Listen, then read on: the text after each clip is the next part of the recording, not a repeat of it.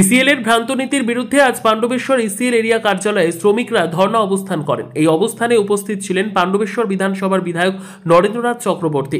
BJP সরকারের কয়লা শিল্পে বেসরকারীকরণের নেতিবাচক প্রভাব ও বেসরকারি সংস্থাগুলির অসাধু কার্যকলাপে জেরে চরম সংকটের মুখে পড়েছে ইসিএল কর্তৃপক্ষ।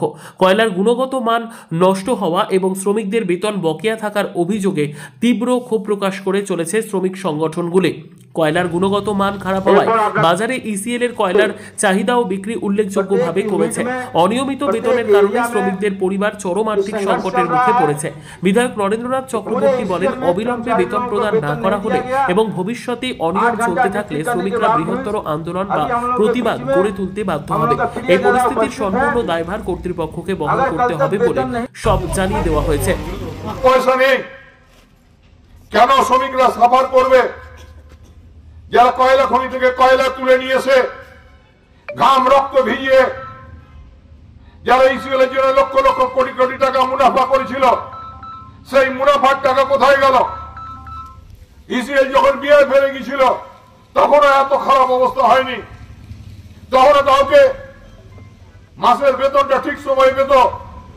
তবে কখনো বলেনি ম্যানেজমেন্ট যে দুবারে বেতন নিন।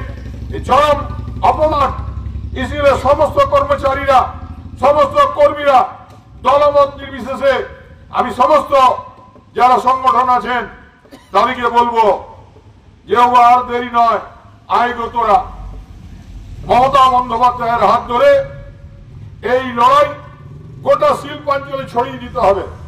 প্রতিটি শ্রমিক কর্মচারীদের আজ একটা অবমাননা, একটা অপমান। আমরা যারা বড় মুখ করে বলতাম আমরা নবরত্ন কোম্পানিতে চাকরি করি, আমরা বলতাম জিসিএল সুখের সংসার, কয়লা তুলবো বিচবো, সেখানে কোথায় লসের গল্প আসে? লস আসে এই ম্যানেজমেন্টরা আজকে ইনফ্রাস্ট্রাকচার তৈরি না করে, কয়লা বিক্রি চিন্তা ভাবনা না করে, এরা এখন জিএম এজেন্ট, সফটওয়্যার বড় অফিসাররা সব নিজেদের বিদেশে বাড়ানোর ব্যবস্থা করেছেন। আর এলটিসি কখন পাবো ঠিক নেই, ও তো ছেড়ে দিন। খুব কষ্ট লাগছে আমার এক শ্রমিক বন্ধুরা যারা বুকে হাতে নিয়ে জয়দেব তো নাকি রাজীবরা when our salary will be paid এই প্ল্যাকার্ড বুকে নিয়ে তারা দাঁড়িয়ে আছেন, আর ম্যানেজমেন্টরা ঠান্ডা ঘরে বসে এসির হাওয়া খেতে খেতে তারা শুনছেন কত লোক হয়েছে, কত লোক আছে। আরে লোক গোনার দরকার নেই জিএম সাহেব, লক্ষ লক্ষ লোক ইসিএল এর যারা শ্রমিক, পার্মানেন্ট ওয়ার্কার, যারা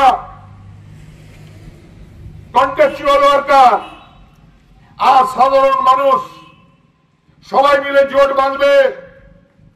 ওই আপনারা সাতকড়িয়া ঠান্ডা ঘাটতে তক্ত তাউস থেকে আপনাদেরকে মানুষ টেনে নিয়ে আসবে, রেভলিউশন হবে। আপনারা যদি ভেবে থাকেন যে ইসিএল কে শেষ করে দেবো, ইসিএল এর ওয়ার্কার দিকে পায়ে পিছিয়ে রাখবো, তবে ধারণা আপনাদের ভুল। আপনাদেরকে ওয়ার্নিং দিয়ে যেতে চাই। আপনাদেরকে বলি, কে করতে বলেছিল? কেন আপনারা জেবিসিসিআই এ আপনারা সিদ্ধান্ত নেননি জিএম পোর্টালের কথা? একটা কাজ হবে, তার একটা পার্সেন্টেজ বিজেপি নেতৃত্বাধীন অমিত শাহের ছেলে জয় শাহের জিএম পোর্টালে লক্ষ লক্ষ টাকা চলে আসবে।